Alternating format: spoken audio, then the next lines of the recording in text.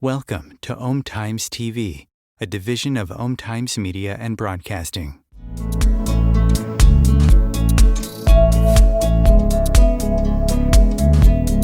Welcome to the No BS Spiritual Book Club's live streaming interview series, where leading new thought teachers, speakers, and authors share the intimate stories behind the 10 best spiritual books that inspired them the most on their spiritual journey. From well-known classics to hidden gems you might never have heard of, the No BS Spiritual Book Club saves you time and money by sharing reliable recommendations from those who've walked the path before you. The No BS Spiritual Book Club, the only no BS guide to the best spiritual books to inspire your own journey of self-discovery. Here's your host, founder of the No BS Spiritual Book Club, Sandie Sedgbeer. Hello, welcome to episode 2 of the No BS Spiritual Book Club's My 10 Best Spiritual Book List, in which our contributors join me to share the stories behind the books that influence them the most on their spiritual journey. This week, we're face to face with world-renowned singer, songwriter, and musician Miten, who together with his life and musical partner, Deva Premal, travels the world presenting retreats and performing at festivals, concert halls, rock venues, and cathedrals in as many as 25 countries a year. That's quite a schedule. And with a fan base that includes the Dalai Lama, Cher, Robbins and Eckhart Tolle, and recording sales in excess of 1.5 million, wow, we, Miten and Deva, are beloved for their chanting of Indian Sankrit mantras and Miten's spiritually inspired songs. Before we begin, 2 important things. First, a little bit of housekeeping, not a lot, because I'm sure we've all done enough of that these past weeks. But I do want to share that Zoom has said that owing to a huge increase in usage right now, we may experience some intermittent glitches or technical issues. So now's a good time to set a collective intention for a smooth experience. And if you have any questions that you want to ask Miten, just type them in the chat window with your name and location, and Sharon, our producer, will read them out for us later in the show. Miten, welcome. Thank you for agreeing to share the stories behind the books that have moved you the most on your spiritual journey. Yeah, thank you, Sue. I'm happy to be with you, Sandie. I don't know if I can say much about the books. I do my best. I'm totally happy to talk about them. I made a list for you, right? I think I made about 15 in the end. You did. And that's a no-no. But what I thought that we would do is several of them are by Osho. So what I thought we'd do is we'd pick the first one on your list, No Water, No Moon. We will talk about that because it was so pivotal to you on your journey. Yeah. And then we can briefly cover a bit about the others. And we're going to cheat today, but that's okay. It's allowed. Yeah, we so, are. No Water, No Moon. I just want to say that book, I mean, that was the one that for you, started the whole thing. So tell us the story. It kind of rescued me, really. It was like a piece of wood in a flood or something, something to and luckily for me, the book was so profound, and it was one of those books where I started to, underline, and then I realized, after a few pages, I'm underlining every word and every sentence. And then I realized there's something serious going on. And it's a book by Bhagwan Sri Rajneesh, who, as we know, is the what do you call it? Infamous Bhagwan Sri Rajneesh with the Rolls Royces and all that. Well, he's the guy who was 21 years old, was a university professor in university there in India. And he's just an amazing guy. He became enlightened, and he just kind of went into this space of wanting to help people. And he had a very broad understanding of spirituality. So he would talk on all these different paths. He would do a series, for instance, on Jesus. And, you know, and it would be incredible. It'd take you right into the whole thing and how beautiful Jesus was, and what a rebel, and what a strong, you know, spirit he must have been to stand up to society and say, no, this is wrong. And of course, that's what happens. They don't like that, the society. And all the books that I've chosen in some way or another connect me to that rebel spirit that I feel so strongly when I met Osho. He wasn't bothered about respectability. It wasn't his thing. In fact, he was more like, if you can step out of having to be a responsible citizen, you might be free. It doesn't mean you go against it. It just means you drop that idea and see what happens if you see yourself as free. And we had the possibility to live that freedom in the ashram. We were learning how to live freedom, and so it was an incredible time. And one of the paths that Osho spoke upon was Zen. He loved the Zen masters.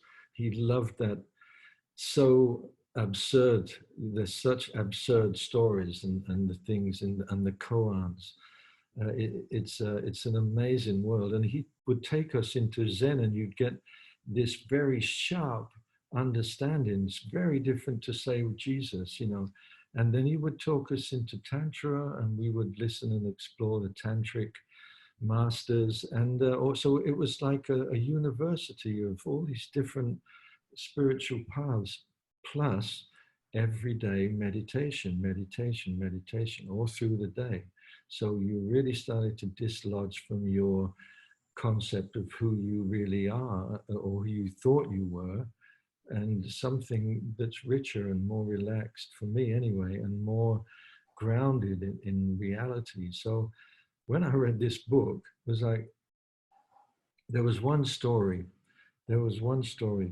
Sandie, that really got me. And it was called, actually the chapter was called by the same title as the book, No Water, No Moon. And it's a parable. And the parable is that Chiono, who was a beautiful Zen nun, was going to the water, to the well, to get water in the night. And the story goes that she drew the water from the well, and it's in her bucket. And as she's going back to the monastery, she looks into the bucket and sees the reflection of the full moon. And in that instant, just as we talk about coincidences and synchronistic moments, the bucket broke exactly at that moment. And what happened was that she suddenly saw that her life had been focused on the reflection of reality, but not reality itself. And the moon became the symbol for reality. When she turned around and saw the real thing and not the reflection, the story goes, in the moment she became enlightened.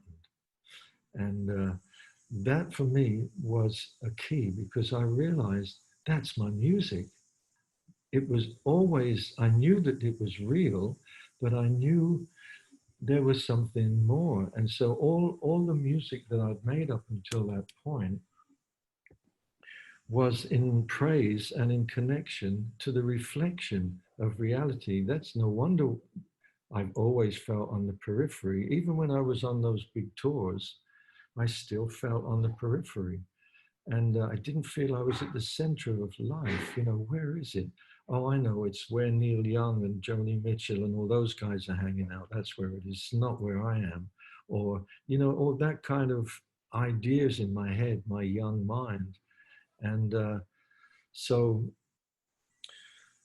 you know, anyway, I'm subject to it now. But anyway, the fact that that book got me from a world of competition and ambition and discontent, and it got me in a world where I turned around and I saw the full moon. I had to go there. I had to go with the bucket to the well. I had to go to Osho. I saw that. I had no real any understanding of spirituality or gurus, even though it was in my generation. My guru was music.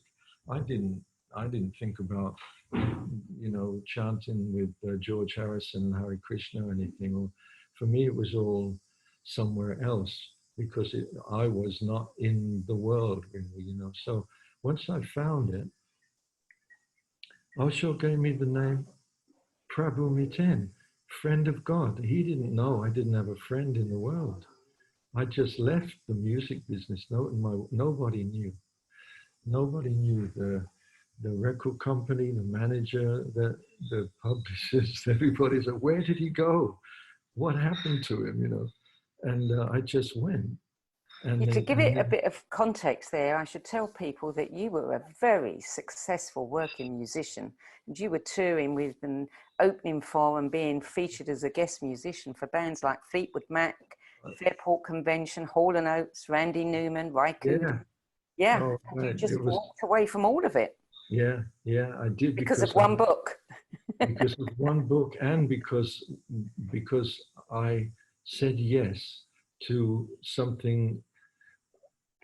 What I've learned now is that if I have to make a decision like that, I always say to myself, what is the risk? Go where the biggest risk is, because that's where you'll find God. And that's where you'll find him, because you won't find him in what you know, or it, not him or she, just whatever that is, the Great Spirit. We will connect with the Great Spirit. Of course, we can, whatever we do. But when I have a situation like that, I knew that I had to get away from everything I knew. I didn't know why, because I thought up until that point that everything I was in was great. I thought I was having a successful career. I've got a wife and a young child, and to my peers, I'm like, wow, Andy is touring with Fleetwood Mac, and there I was with my thing out there in front of thousands of people. And that was one of my first moments of meditation, actually, when at Wembley with Fleetwood Mac, because I stood in front of that audience, and the only thing I could see was this white light that was a spotlight on me. And the sound of my guitar was like thunder, because it's like thousands and thousands of people, and I'm used to playing, So suddenly I had this power, and it just like with my guitar, and then I was singing, and I didn't know what it was called back then, but I now see that, that's my first real experience of being in the moment, absolutely in the moment. So when you read the book, and particularly that parable, what went through you? I just was knew it instant? I just knew I had to face up to myself. Up until that point, I'd been hiding. I hadn't been honest. I was happy in that thing that I'd created, but I didn't know how. I just trusted that if I left everything, that somehow it would be more important for me to live a life that I am destined to live, as opposed to living in a situation that I feel trapped in.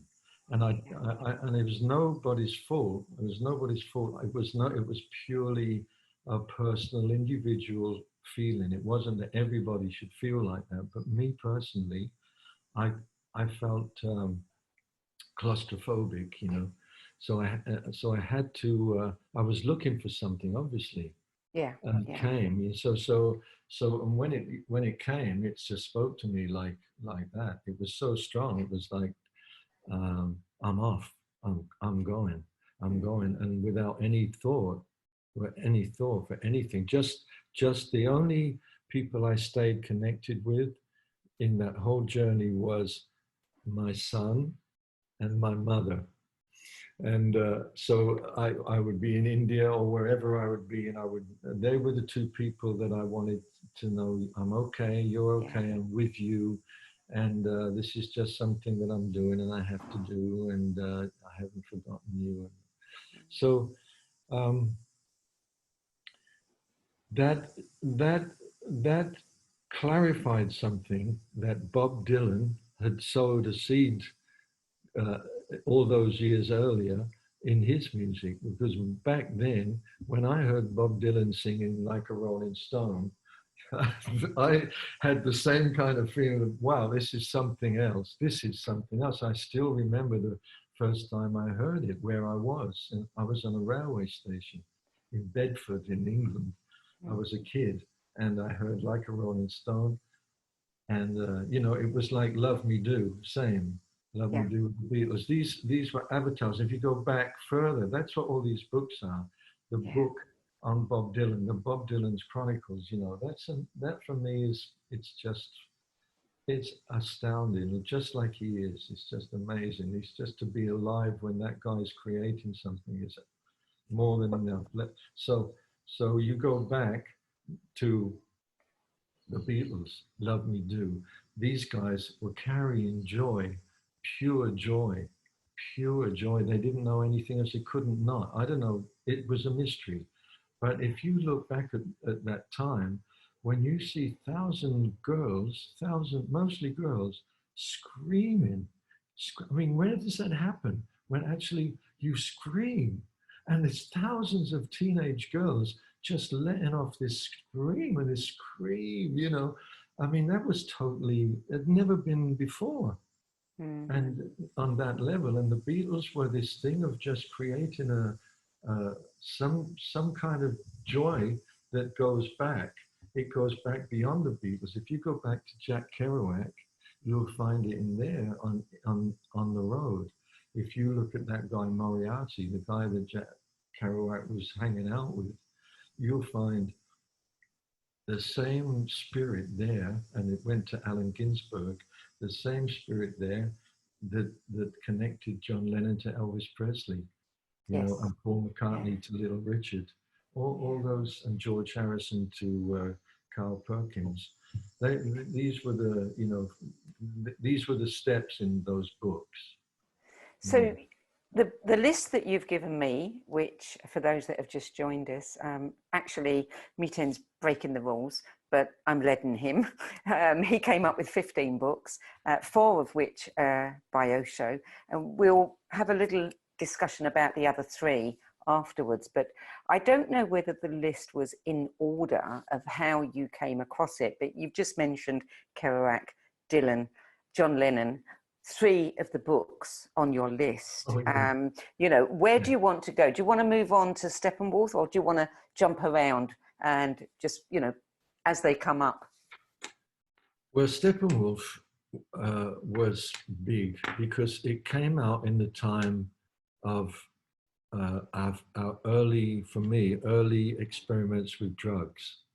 Because back then in the 60s, it was the first time that hashish had been, it was something that's used in India, in all the Middle Eastern countries. It's used as many different things, used as an aphrodisiac, and it's used as pain relief and tension relief, loads of different psychological things. But what we knew when we went back to the jazz musicians of the 30s was that they were smoking this stuff and creating the most astounding music, you know, music that you couldn't understand if you weren't in some kind of altered state. When you listen to, you know, Charlie Parker and people like that, and Miles Davis, there's music there. It's so bittersweet, and then it's also so, you know, it's just got that wild spirit, and some of that wild spirit is what I'm into. That's what I know. I'm not a great singer. I'm not a great guitar player. I'm not a great meditator. I'm just something that's been connected to spirit. And that's why I knew when I came to Bhagwan, who later became Osho, I knew I was in the right place, no matter what. I just knew it. I could feel the spirit. And so when, you know, when you view world and life from there, you start to see it very differently, you know. And for me, all the lessons that all the situations that happened for me in Osho's world, and there was many. I grew up in Osho's world from the time I was 30, which is when I arrived, to this very day. There's absolutely no difference, no difference. So I just, for me, everything, there's before Osho and after Osho, really, you know. And after Osho is pretty boring because I don't read much anymore. But you know, back there before Osho, I was hungry, like you, or like all your listeners are. We're spiritually, we want to connect, we want to participate, all of us. That's why we're doing this show. Yeah. It's great that you do it, Sandie. It's your feeling of, I want to share. I want to give myself some, you know, give of myself, you know. And that's what Osho taught me. Participate. I'm not going to say to you, you have to do this and wave a finger at you. I'm not going to say you have to shave your head or you have to do this, you have to do that. All I'm saying is, I've got some meditation techniques you might want to try. If you do, you do. If you don't, you don't. But that's how we came to him. When I came, it was like, oh, it's up to me to get up at 5 a.m. and do that meditation because I want to, not because I'm told I've got to do it, because that's what will make me a good monk. It was about take responsibility for yourself, you know, be, you know, and that's the mantras with me and Deva. The only way you're going to know what a mantra is to step towards it and chant it and become friends with it and chant it every night.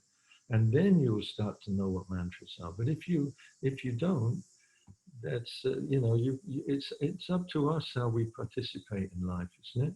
Mm. You know, I have a theory about books that's certainly true for me, is that we're drawn to certain books, but what we're not looking to learn something. We're looking for that feeling that you got when you arrived at Osho's ashram, is you just felt the energy and you knew. And it's as if something within you just knows it's come home. For me, it was a feeling of, I wasn't looking for information, I was trying to remember something. And once that drops in, everything changes from there. Yeah. And that's, I think a lot of people do find that from books, or at least, you know, they're part of the pathway towards that. Was Osho a reader?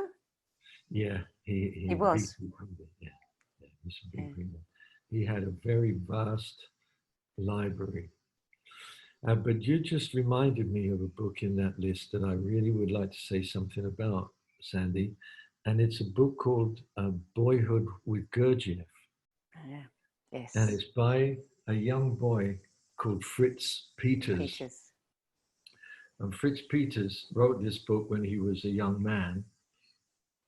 But the book itself is his story of how he came to be with Gurdjieff in Gurdjieff's commune in France at the age of 11 years old. 11, like Deva Premal, like Deva was 11 when she came to Osho, and Osho gave her the name Divine Loving. I was like, I didn't know her then, but that's such a beautiful story, the little girl. And Fritz Peters became, well, you know what happened was George Gurdjieff took to the boy, and Gurdjieff would say, okay, you're going to be my assistant. And so he would be like called in. Gurdjieff was a crazy dude. He was an amazing guy for sure, you know. But he would be up in the middle of the night and he'd ring the bell for coffee. And the little 11-year-old boy, he was really responsible, Fritz Peters. And so he took Fritz Peters under his wing, and this young boy.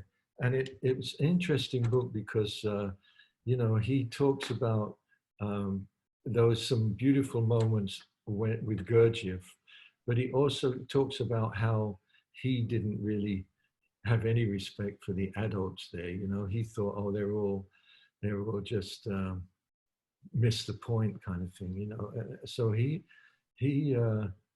was a rebel, and he eventually he actually, in the end, it's a sad story now I'm thinking about it, but actually he ended his own life when he wrote 2 books and ended his own life. But he left this amazing account of of, uh, of stories and teachings from Gurdjieff, which you'd never really have received. So it's just a great uh, book into that spirit again. You know, the spirit that expresses itself in that way. You know, and Gurdjieff, you know, like yeah, it's interesting because I was looking at I haven't read either of the books, your Meetings with Remarkable Men by Gurdjieff. I was looking at that one, and I was also looking at Fritz Peter's book, and I saw a comment about Gurdjieff's book where he talks about all of his travels, and actually was quite open about how he earned money on his travels. And he shocked one reader because he was saying that he did things that weren't morally right. Yes. And was quite happy to be, cheating people and stealing a man's secrets. And this reader got really upset because there's his hero and he's got feet of clay. And then I guess to read Fritz Peters, who was actually there and knew him, the 2 books must go hand in hand, I'm sure. You know, you can't get a handle on these gurus. You just cannot, you know. I mean, are we meant to? Are we meant to? Exactly, yeah. I don't think so. I mean, I think if you come to someone, whoever it is, and you give yourself to them in a certain way that you wouldn't normally, then that in the actual process of doing that and giving that, you've learned something about yourself. And because the guru can't do anything if you think you know something. That's why they're always connecting you with the heart. If you love, it's different. Like Osho could talk so much rubbish sometime, really. He would purposely go off subject and talk about the Pope or talk about Indian politics, where it would be of no interest at all. And then so in there, you start to realize if you don't discuss with him in your mind, if you just, he left big silences within his sentences. If you just dived into those silences, suddenly you'd be in an altered state. Suddenly you would be, you wouldn't be listening to you wouldn't be listening with the mind. You would just be in an altered state, and you could sit like that for hours, Which is how hypnotists work. Hypnotherapy is based on that. You just get somebody, so bored that they switch off into a different place. Yeah. But there's a difference between that. The thing is, there's this thing that I like to call relaxed awareness, where you're really relaxed, but you're also very aware of the position that you're in this situation. You have a feeling of yourself as a physical entity surrounded, whatever you're surrounded by. So you're aware of that, but at the same time, there's a deep sense of relaxation. So it doesn't go into sleep. It doesn't go into sleep. Relaxed awareness, you stay aware, and that's where the miracles happen. Let's talk about, you mentioned earlier Bob Dylan, and you've got his book Chronicles on your list, and of course he won the Nobel Prize for Literature, and who would have imagined that back in the 60s? I'm sure nobody. What was it about Dylan's book that got it on your list? What did you get from it? He's an old sage. he's an old sage, and he's a modern day old sage. He's the guy sitting up on the mountaintop. If you want to know what's going on, if you want to hang out with a sage and hear him tell you a few stories, why not? You know, he's the thing with Bob Dylan for me is that, you know, he's human just like everybody else. But he speaks the truth as he knows it. And that's a very complex thing, because Osho often contradicted himself often. So you get that thing again. You said one thing, and now you said the other. So that thing that the Gurdjieff participant could have said is, the next day he could have read, oh, it was all, you know, it was all lies or something. You know, Gurdjieff wasn't like that. He was really good. So, you know, you get caught, you know, and the masters, they can't be bothered with that. That's not, while you're wandering this way and that way, is where you have the chance to remember. Like you said, when you read a book, remember, it brings you to point, oh, wait a minute. Who knows anything? How do I feel in myself with not knowing anything, not knowing anything about that really? I can only just what I read or what people tell me, but what's my experience? That's what I often say to people who write to me and say things like, you're with that sex guru or president. I said, were you there? Were you there? Because if you are, let's talk, because I have a totally different you know, experience. And it's people are not there. They just see something on the Netflix, or, you know, it's like looking through a keyhole, you know. So, you know, you have to experience. It's the same with any path. If you're going to get off the treadmill, you have to experience something and remember. You have to have a sense of remembrance, and then that's the gift of life, I think. If we can say to ourselves, I'm here, I don't really know what it is. I don't know what the moon and the stars and what the universe is made of. I have no idea, but I'm here in this physical form. I see you, I respect you. I can say I love you because we are connected in the heart somehow.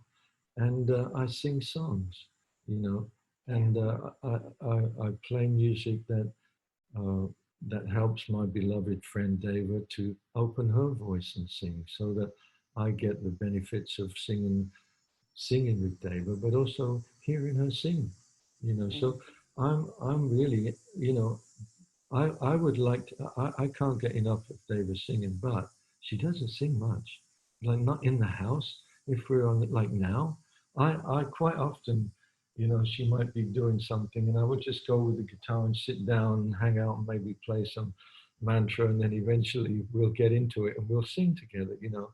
But she doesn't, she's not the kind of musician who practices a craft.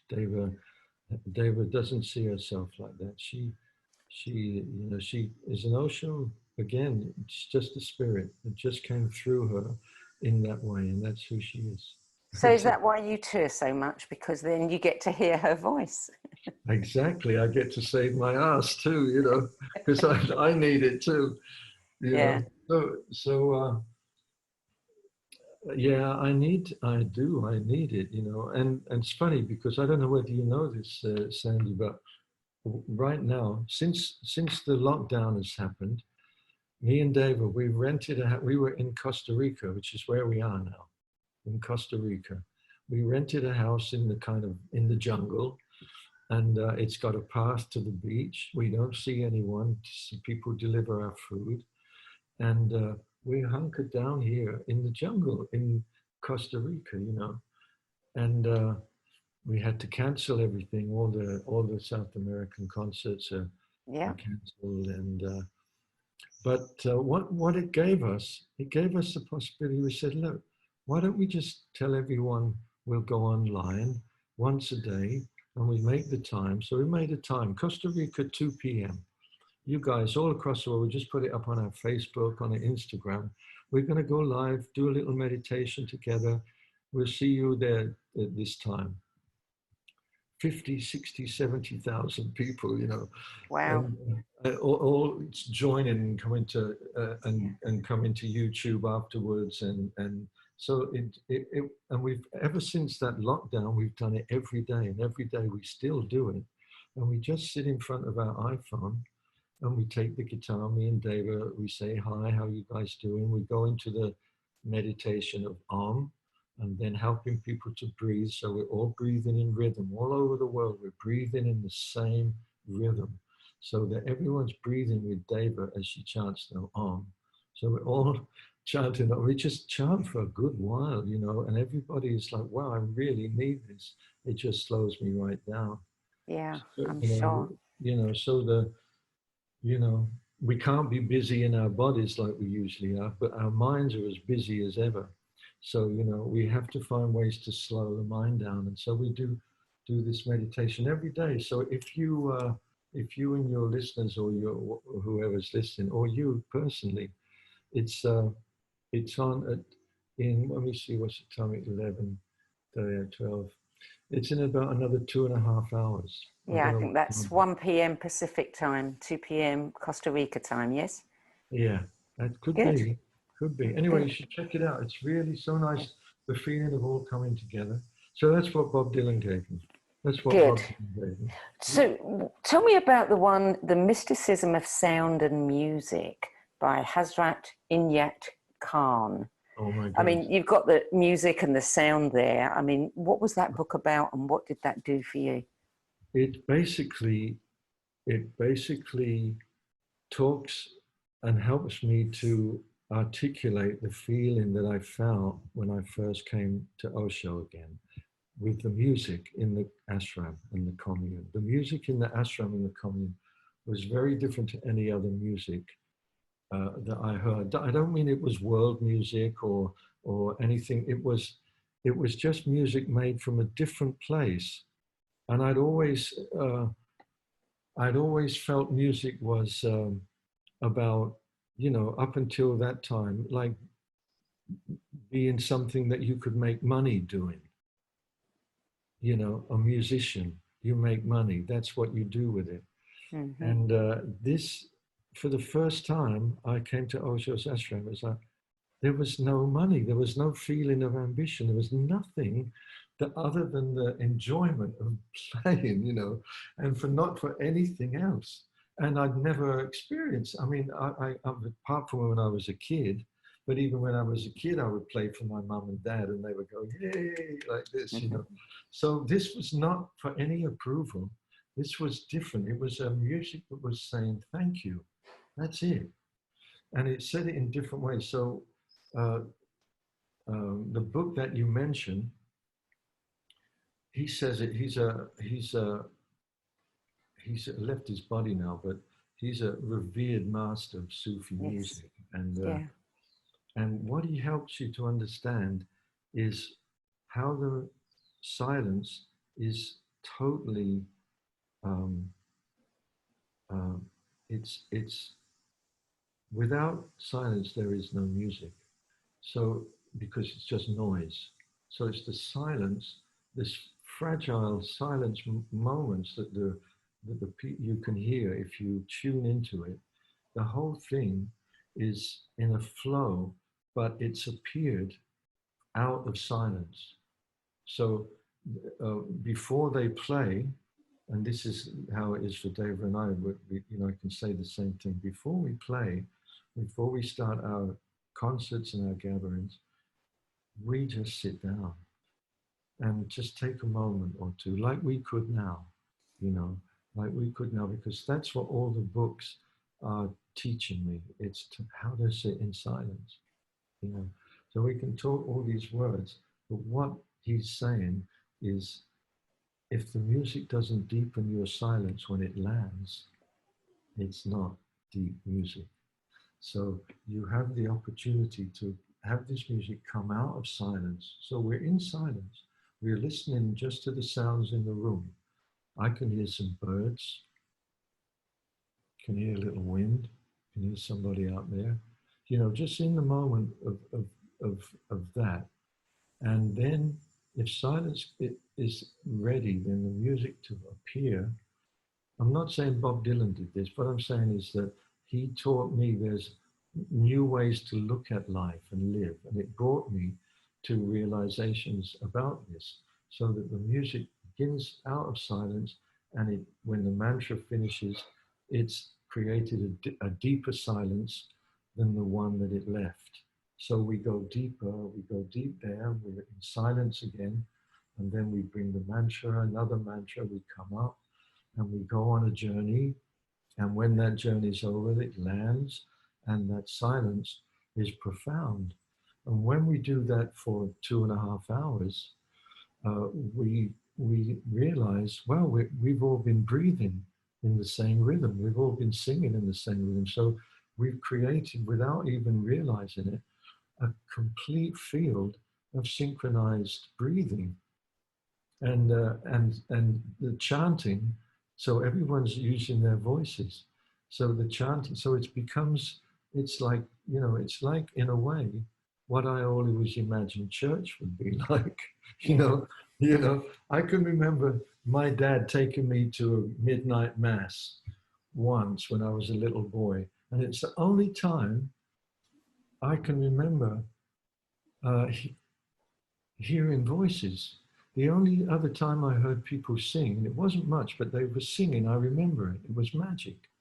Mm-hmm. The only other times I heard people sing was because I was brought up my mum and dad used to run pubs in England.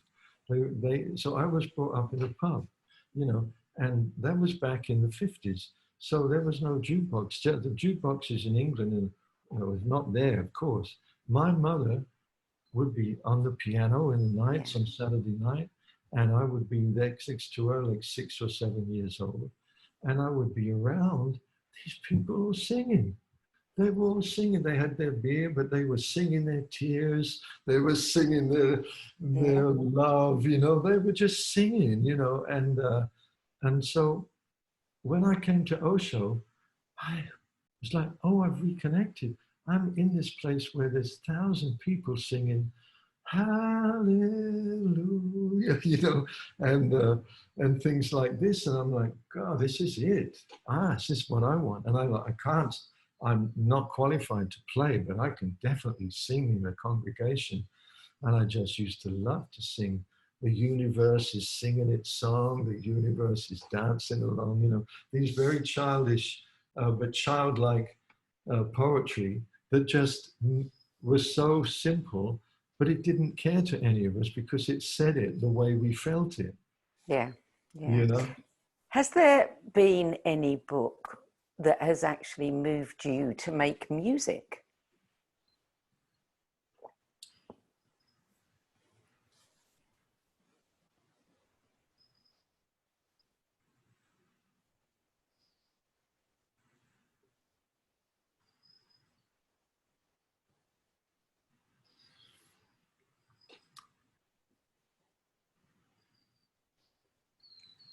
I think I must have been about 14, maybe, can't remember for sure. I'm not so good at dates, but I know I was like 14 or 15. And I loved the Beatles, like the whole country loved the Beatles. It was nothing to do with that per se, but I got hold of John Lennon's book, which was called In His Own Right. Which is on your list? Which is on my list. And it was one of those moments in life that you never forget. I laughed so much. I was, honestly, as a little kid, 14, laying on the floor, holding my belly, honestly, laughing at this book. It was so funny to me, And it was around about that time that I met my first singing partner. And he was 16 and I was 15, and it was that same time. And John, that laughter opened something in me. I didn't know what it was at the time, but my father had given me a guitar, he gave me a guitar for the 15th birthday. And the reason he did that was because up until that moment, he wanted me to be a professional footballer. And I was playing in youth teams against big clubs and all that. I was kind of good, but I didn't have the spirit for it. I didn't have that competitive spirit strong enough to become a professional footballer. And I knew that, but I didn't, that's what they told me. But I was pushing against it, and my father was pushing me more to it. And then the Beatles came along, and I started to grow my hair long, and I started to just want to sing and listen to them all the time. And you know what? My father, he got it. He got it. And they called me into the bedroom at Christmas, and he said, look under the bed, and there was my first guitar. And it coincided with all this time of laughing at John Lennon and getting this guitar, and then meeting my old friend. His name's Richard Garrett. He's my age. He's about 73, something like that. And he's been my mate from that moment. We met, like all great rhythm and blues artists do, at a train station, like Mick Jagger and Keith Richards. Only our station was Luton Station, and he was a mod.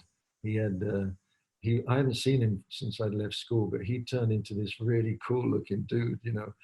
And we talked about the Beatles, and he was a great singer. I knew that. And so we started to sing together with that guitar that my dad bought me. And we sang all our teenage years. We made 2 records, and we played in all the folk clubs, and we had a whole career, you know, of singing folk songs, because that was the time of the folk clubs and everything, you know. So the first song we played, by the way, the first song we sang together was Misery by the Beatles for the first album. The world is cheap. We didn't care about the words. The words were okay, of course but the melodies and the harmonies that Paul McCartney made on that was fantastic to these young ears, you know. So for me and him to be able to, I learned the chords, and then he sang the harmonies. I was John and he was Paul, you know, and we could sing all those Beatles songs. And it was such a great time for me. Were you ever tempted, you know, I mean, John Lennon, I think a lot of people at that time, they really didn't know what to make of that book, because it had a little bit of everything in it, puns and, you know, bizarre imagery and disconnected narrative threads and things like that. Were you ever tempted to write a song, you know, that echoed the way he wrote that book, that really, you know, for some people would have been nonsense? Yeah, no, you know, it's a good question, but the thing with me, you know, because like I was saying about the thing with the reflection and the music that I made being a reflection, I never had the perspective to be able to say something other than what came out. And so I couldn't intellectually say, oh, I want to, you know, like some people say, I'm going to write a song about that. I've never been able to do that. But I just think it's more indirect. The inspiration comes more indirect, you know. And yeah. So that's great inspiration. I mean, laughter, you know, as something that, you know, that opens something inside you that leads to a career that you love. I mean, that's amazing. Yeah. You know, there's a book on your list that has appeared again and again in the book club. It's appeared on so many lists. There's 3 or 4 books that keep turning up. And I'm always curious to know what different people get out of these books. And this one is Siddhartha by Hermann Hesse. What did Siddhartha do for you? I mean, for me,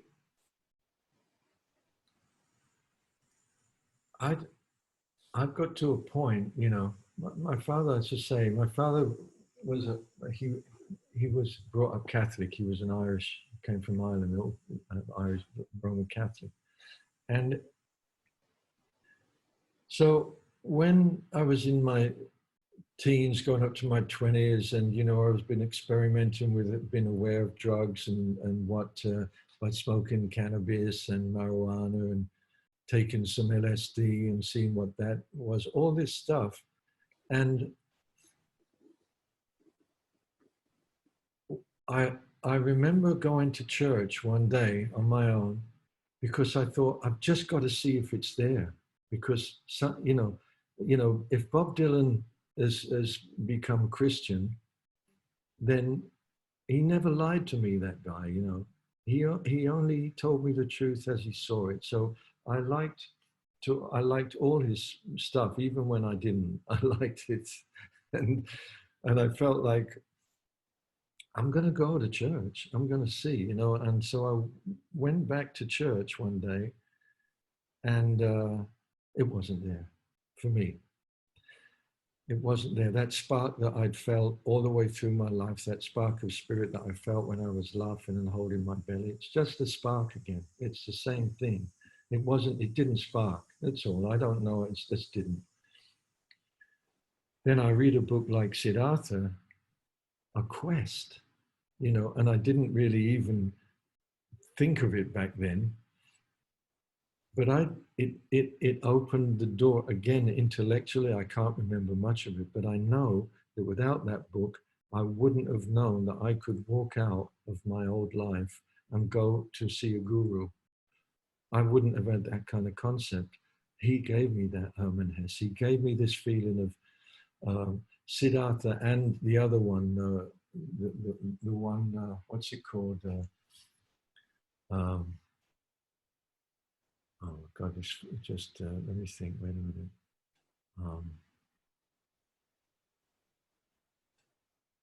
minute. It's on the tip of my tongue. What's the other very famous? Not the Steppenwolf book. Yeah. Steppenwolf. I related to him, even though I was younger. I related to being isolated somehow and watching and looking at society, but not being part of it. And so often I was in group vans, band wagons, group vans, going from one place in the middle of the night somewhere. And I would be looking out of the windows of these cars and vans, which I still do now, and think, wow, all these people and all these worlds going on, you know, and it just made me feel a bit like, what's his name? Heinrich, or whatever his name was in that book. Mm.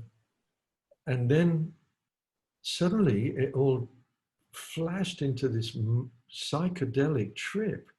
It got into this garden of mirrors or something, and suddenly you're on some kind of acid trip, you know. And so I kind of related more to that than that Sunday service. It just spoke to me, and I just felt like, and then that book, No Water, No Moon. There's a lot of things I don't know about. I didn't know about Zen. I didn't know about, you know, meditation, or, you know, and even, you know, George Harrison didn't even turn me on to it. I didn't feel like, oh, all I felt with the Hare Krishna was, I like them. You know, they used to come along the Oxford Street in London, you know. I'd often be down in the West End or something. I'd see those guys, you know, and I loved it. They didn't care. They got their tambourine and they were Hare Krishna, and it made me feel good. It made me feel happy, you know. And they fed people, and they still do. They feed people. And I remember going into the Krishna restaurant down there in Soho, actually, and feeling, oh, this is great. This is so nice. So I had all these little books and all these little, you know, insights just created, you know, moments like that in the Hare Krishna restaurant that I remember, or seeing them, you know. Yeah. It sounds to me like these books all showed you possibilities of something else. You know, they broadened the landscape, and they then become very seductive because they're a lure. They're showing you, you know, come get me, come get me. Yeah. That particular book was nominated as one of America's best loved novels. You know what, Sandie, when I think about it, they're all written by rebels. Yeah. They're all written by outsiders. Mm. I didn't realize. Yeah, and they've all, you know, what is so interesting about all of them, there seems to be so much, you know, mind opening going on in all of them. I mean, Hesse's one, you know, he's writing about, you know, disparate philosophies, Eastern religions, Jungian archetypes. You've got the other book about Sufism, and they're all showing us, you know, that there's so much more than we're given access to as children growing up. That's right. Yeah. Right. And On the Road, another rebel. You mentioned that earlier, Jacques, you know, Kerouac. I mean, that book was, again, a classic. They're all classics. Have you noticed that? Yeah. Which means that, you know, there's something in our soul, you know, of the masses that is looking for this rebel spirit. Yeah. Well, if they touch me, I was a very simple guy. Then, they touch lots of people because I had no intellectual, real, you know, grounding, really. I was just going with my heart. Yeah, mind-blowing. And you know, that's how I did it. The first books I started to look at were when Bob Dylan was singing about throwing all these names out, like Scott Fitzgerald and W.B. Yeats and all these, you know, he would throw all these names out in his song. Like, wow, I'd go to the local library, you know, and I'd get books to check them out. That's how I came across Herman Hesse, you know, and all these guys. And then one thing leads to another, isn't it? And this is one of the things, you know, that I want to achieve with this book club is that when people hear about the books that were meaningful to people whose work they follow, or, you know, musicians whose music they love, then it opens their minds up to something new that they may not have looked at before. And that's the best part of it. There is another book that is coming up quite a bit, and of course everybody will understand why when I say it's Ram Dass, Be Here Now. That's a book that so many people just absolutely adore. Yeah, can you remember it? You remember the paper, you know, you remember the whole, you remember, and the way that it was all written out, and wow. Yeah. Wow. And he was saying things that I just didn't understand. I didn't get, you know. I had to be, you know, I had to evolve. But there it was, and I had it, and I was trying my best in my way. You know, and he was a guy standing by the crossroads going, it's that way. And I'm really, really always grateful for him. He came to one of our concerts, you know, towards the end of his life when we played in Maui. There he was in his wheelchair sitting in the audience. I was just... that must have been so rewarding. It was more than that. It was just...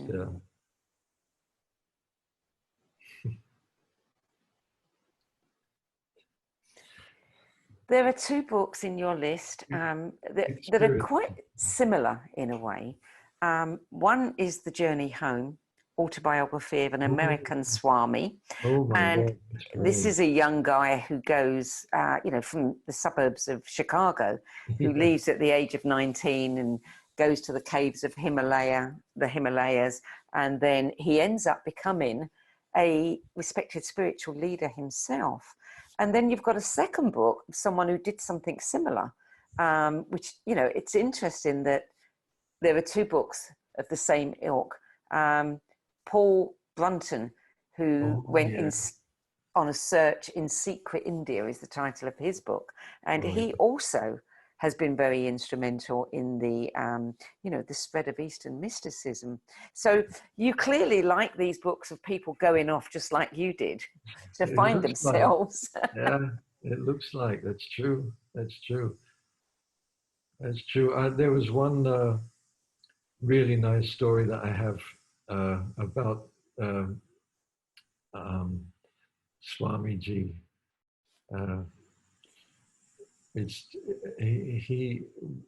We met a few times in America, and he's just you know, sometimes you come across people, Radha Swami, you know, and they're different. they're just different, you know. Maybe it's more than just that he just wears orange robes, and he's got sparkly eyes, and he's somebody you just like to be around. He's written this book about his journey to that point. He, like, from that point that you say is Chicago young guy, and Jewish, and wondering why does my friend's dad not like me, you know, and things like that. And comes to a hippie time. He's in Greece with his friend.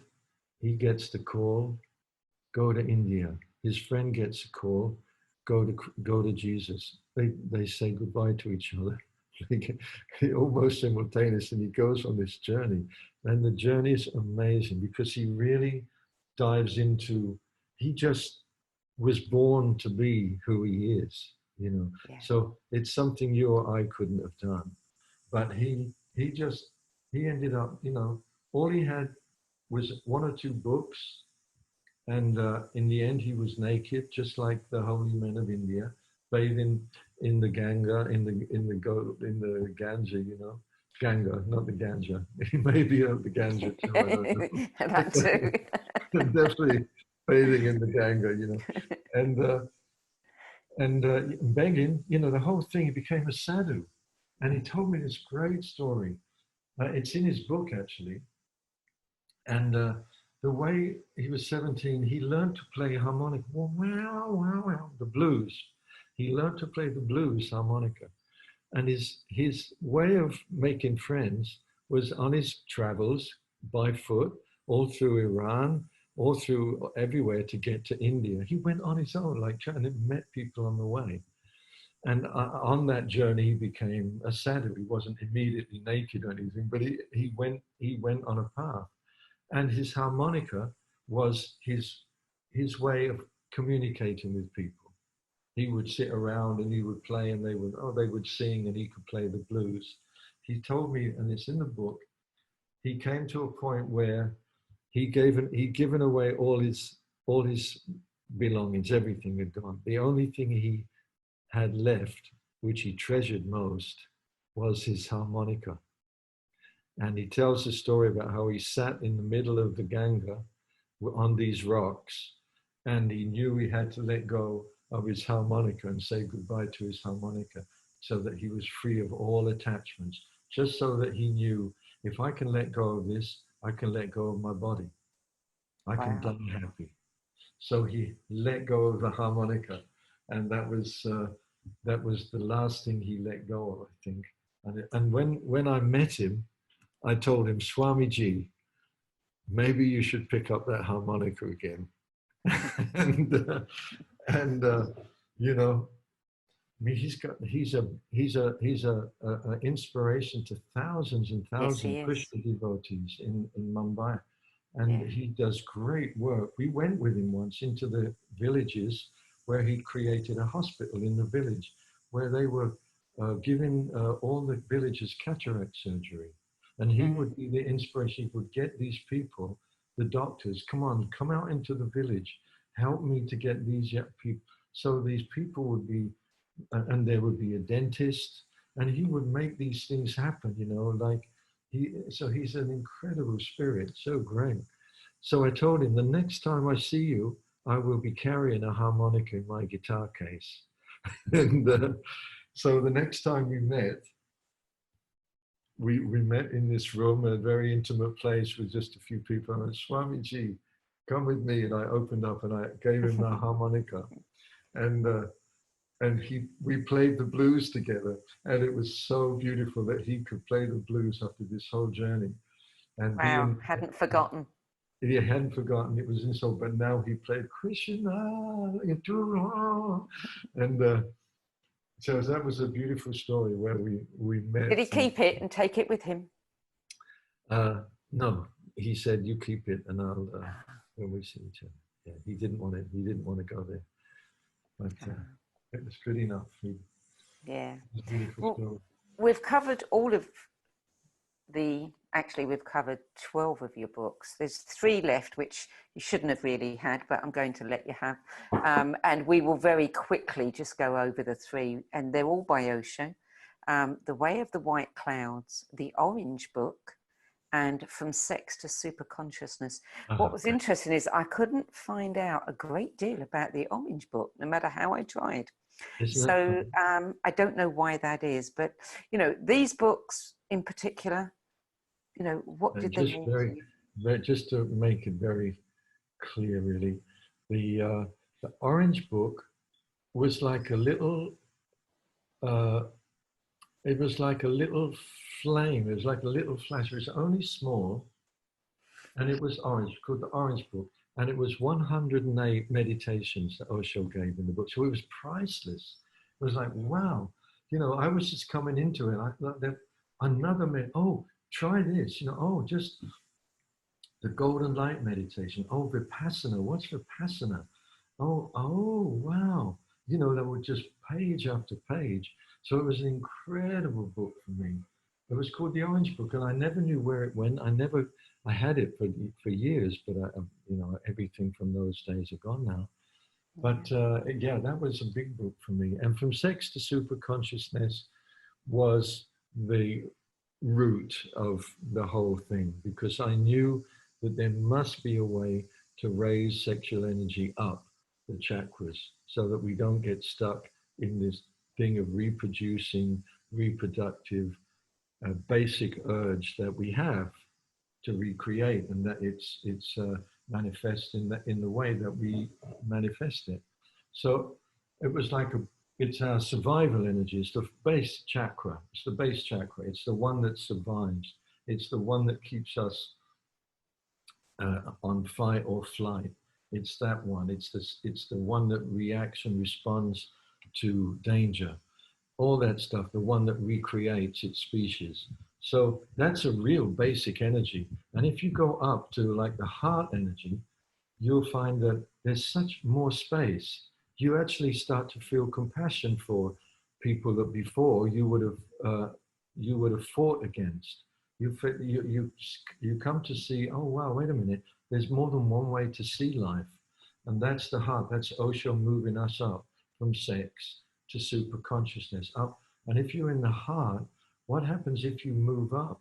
What exercises do we have to move this energy up to the third eye so we can start to really feel a different energy? And it's all come from that basic energy, which right now, as we're experiencing the third eye, we're not feeling it down there. It's not, it doesn't apply right now.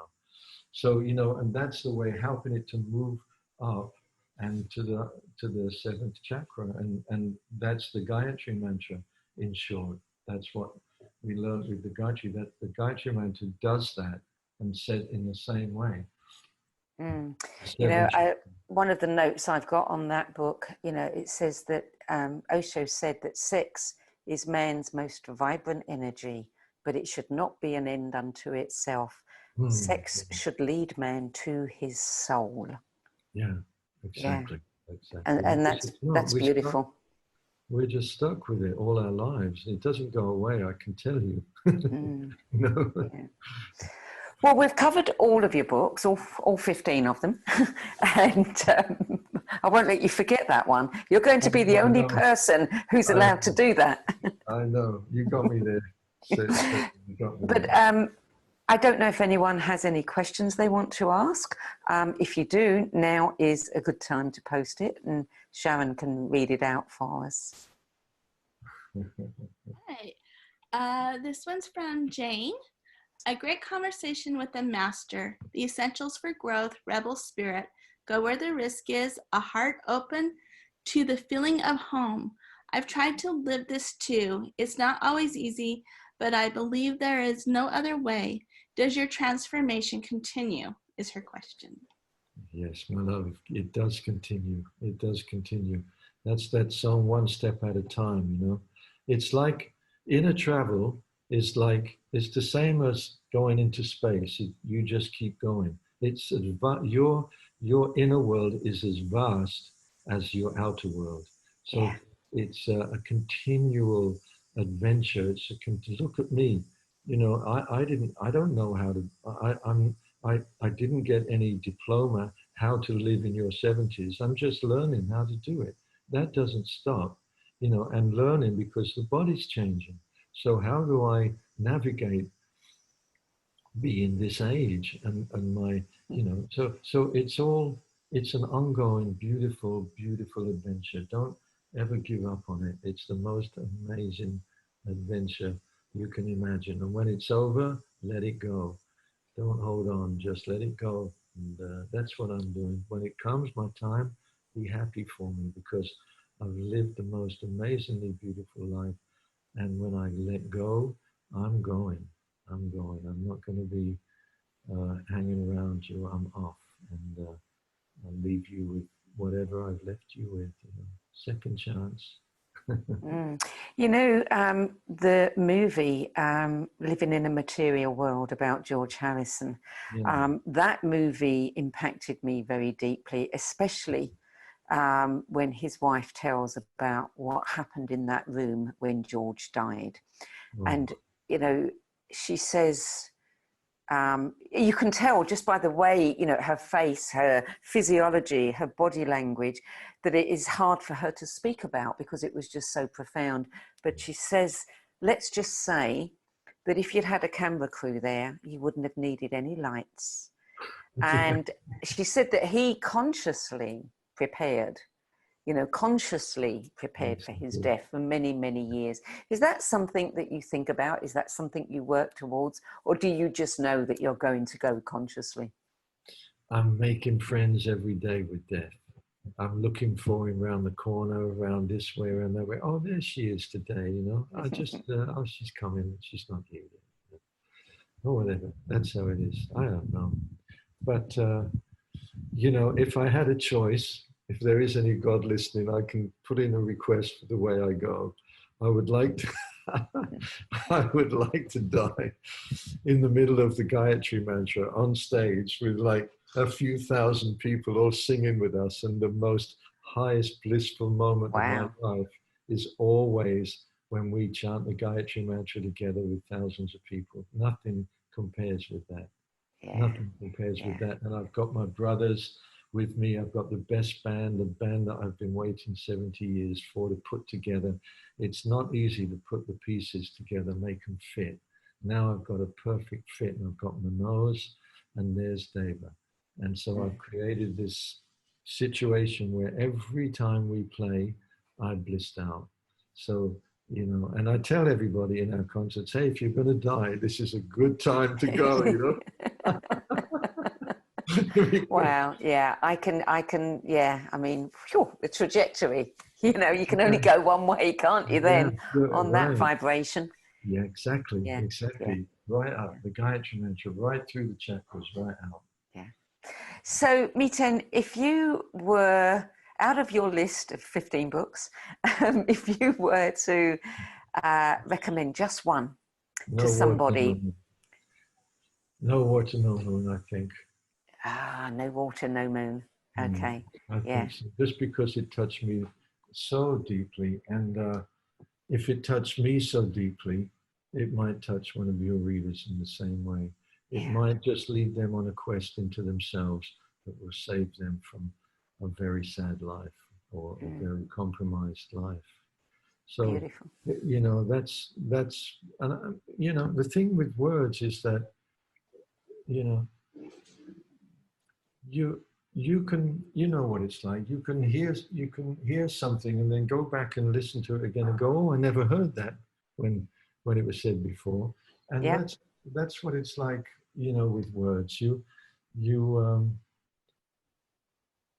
know, all they can do is create that little spark that we've been talking about, that remembrance, that spirit, and connect us with the spirit. And however that happens, whether it's just watching the sun go down, or, you know, whatever it is that connects us with that moment when we feel like, oh yes, thank you, just thank you. You know, I don't know who I'm thanking and I don't know why I'm thanking him, but thank you anyway, you know. Okay, and before we bring it to a close, we ask all of our contributors to give us between 3 and 6 nouns or short phrases that they feel best describe them as an individual. I don't want the usual, you know, I'm a singer, I'm a songwriter, I'm an author, I'm a lecturer, I'm a whatever.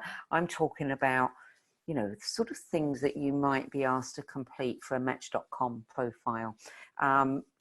We've had things like lover of wine, tree hugger, edge walker, cupcake connoisseur. If you were to come up with, you know, 3 to 6 little words or phrases, how would you describe yourself? I would say that what you have to say, Sandie, is to sing is to heal. Right. Okay. To sing, it's very true. It's very true. To sing is to heal. And not just others, but to heal yourself as well. To heal yourself. Yes. That's what it means. Yeah. Any other words that you would apply to yourself? To me, oh my God.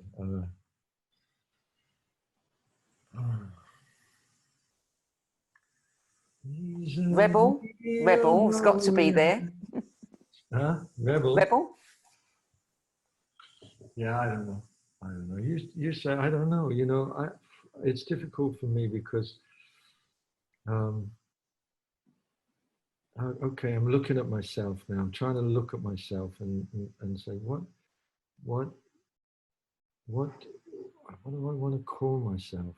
And I think what happened was, I think I escaped all that from Osho. I don't think I have an identification in that way so much. I could, like you say, I could call myself a songwriter, or I could call myself this or that. But the only thing I can say is, in that way, you know, if you want to know who I am, sing. To sing is to heal. Sing, and find your voice. Really, find your voice. Whatever it is, you don't have to be Pavarotti to sing a mantra. You just have to connect with it, and don't be scared. Don't be scared. Don't care what people told you about you can't sing. Don't go there. You can easily go beyond that. Mantras can take you beyond that, because all you're singing with the mantras is one note. If you sing the Om mantra with Deva, you can sing, and all Deva's doing is chanting Om, and that's we just put that up on Spotify and everywhere for everyone right now, so we can all just tune right into the Om. You don't be a great singer, but you'll start to find your voice. And if you don't, then it means you don't want to step into something new. And it's okay too if you want to be where you are. But if you want to step beyond where you're at right now, sing. If you're scared, you can't be scared and sing at the same time. No, you can't. So if you're feeling fear, if you're feeling any kind of fear, find something to sing. Sing anything. And the fear is gone. Miten, thank you so much for joining us today. It's been wonderful to have this time with you and to speak with you. Please give our love to Deva. Tell her we're really looking forward to hearing about her 10 best list next month. And yeah, thank you. Thank you. It's been an absolute pleasure and a privilege. Oh, thank you, darling. It's been nice to see you again, hang out. And happy to and I hope that I know you've got this massive tour that was booked from May to November, and I was very excited to see that you were planning to be back in London in October. So I hope by then all of this will have disappeared and you'll be on the road and I'll be able to see you in London. Oh, that's a nice one. I like the London concert. It's at the Union Chapel, I think. Yes. It's great. Yeah. I like it there. It's real funky kind of venue, but it's a chapel, you know, and it was created for rejoicing. Whatever went on in there, I don't know. Of course, there's everything, but the basic concept, rejoice. You know, that's why we come to the chapel. So and that's a great word to describe what you do in all your performances. It's just sheer rejoicing, isn't it? Yeah, rejoice. Yeah. Rejoice. Okay. Well, thank you. And we'll let you go now. And I'll just remind everybody that for more information about Miten and Deva's music, their work, their upcoming tour schedule, which we hope will be back on track very soon, and not to forget their fascinating Medicine of Mantra video series in partnership with top doctors across the globe. It's well worth watching. That is very well worth watching. Can I just say, Sandie, just to emphasize again this daily online meditation that we're doing, I want people to know, because when we're getting thousands of messages, people saying, God, I look forward to this every day. So it's really something that can help support your readers and your listeners in these very intense times. It's a portal into what we've been sharing here. So that's 1 p.m. Pacific time. It's every day. I don't exactly know the time, but it's it would be, I think, every day at 2 p.m. Costa Rica time, which is that right? Yeah, that's 1 p.m. Pacific and 4 p.m. Eastern, which makes it 4, 5, 6, 7, 8, 9 p.m. UK time. Yeah, so it's at a good time when lots of people can actually join. And will they find it on your website or your YouTube channel or both? Just go to Facebook, our Facebook page. Okay. Just go to the Facebook or the Instagram. If you're on Instagram, go to the it's on Instagram and Facebook simultaneously. So if you just go on one of those pages, put our names in, you'll come up to a live thing, and there we will be. Good. Look forward to it. I'll join you tomorrow. Well, I'll be inspired. We're going to do it in a couple of hours. So I may even join you today then. Well, I'm inspired by our talk, so it's going to be interesting and nice to play to everyone today. Great. Okay. Right. Well, if you enjoyed this episode of the No BS Spiritual Book Club's 10 Best Spiritual Book Series, we'll be posting it on our website, our YouTube channel, and on Home Times Magazine's Facebook page next Wednesday. So do please share it with your friends. And I hope you'll join me here at the same time next Wednesday, when we will be face-to-face with one of America's most inspirational spiritual teachers, public speakers and authors, Iyanla Vanzant. So that's it for today. Thank you for joining us. Till next week,